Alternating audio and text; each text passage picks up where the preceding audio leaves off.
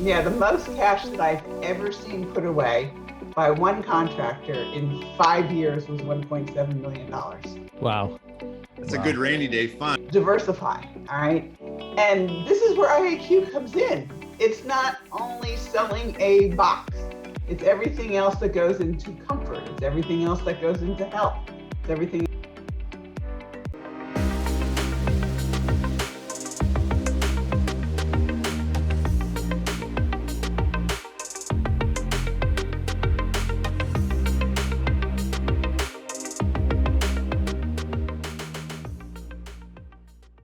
But okay, let's go back to the quote unquote R word or the quote unquote I word. And, and say, okay, cash.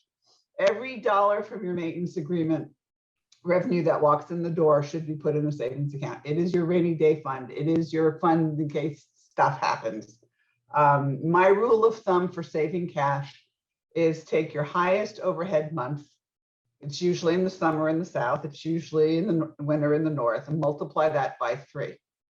Add to it your highest payroll month, usually summer, winter, and multiply that by 6. Add them together. You want to be safe and sleep at night when an R comes or an I comes. That's how much cash you need in the bank. That's awesome. Yeah, the most cash that I've ever seen put away by one contractor in 5 years was $1.7 million.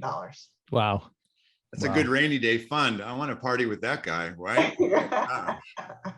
Nice. Yeah. So cash is king, obviously. Cash is so king. let's say you do that as a practice, you get that going. Now, what's your number 2, Ruth? Number 2 is diversify. All right.